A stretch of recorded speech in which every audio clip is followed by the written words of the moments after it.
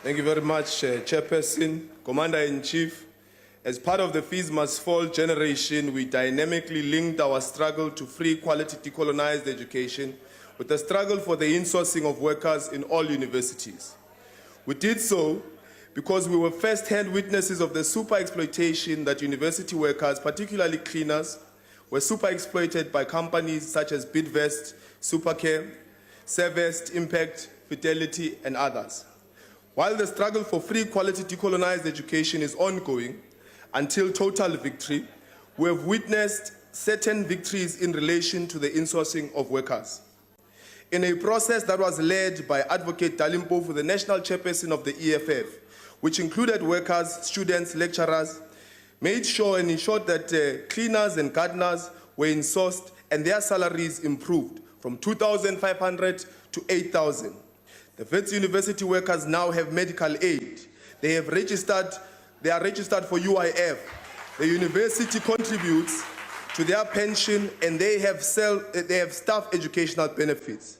The Fees Must Fall generation, with the full support of the EFF, also fought for the insourcing of workers at institutions of higher learning such as UNISA, UKZN, the University of Pretoria, and UCT. The following institutions are also following the same process: TUT, Univen, and Fort Hare. All these workers have realized improved working conditions and better salaries. The private members' bill, which the EFF introduced here in this parliament, must be expanded to all institutions of higher learning, in particular universities, universities of technology and TVET colleges. Perhaps, President, we should pass a law that every employer, whether public or private, who needs the permanent services of a cleaner, a gardener, a security guard, should employ them directly and pay them decent wages. The issue of insourcing is not simply an issue of economics, but a question of personhood and dignity. It is a question of our mothers who wake up at 3 in the blistering winter cold to clean toilets and wash dirty linen so that they feed their families and children.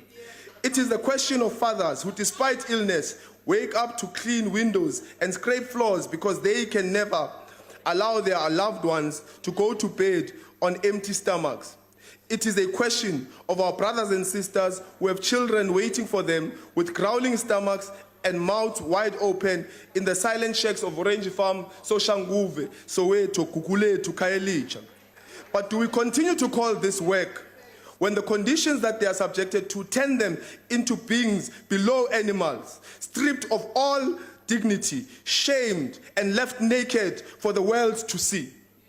An open wound, open for everybody to poke at, as Fonan would say.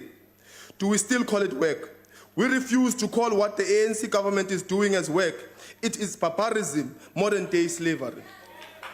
South Africa is a country at the mercy of capital, and the state, in its current form, does nothing to change the situation.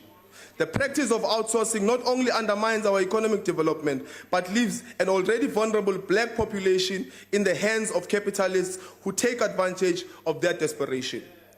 One cannot expect that to have productive labor force when workers do not earn a living wage. One cannot expect to build state capacity and an independent economy when you outsource services as basic as policy formulation, cleaning, energy generation, and catering and security.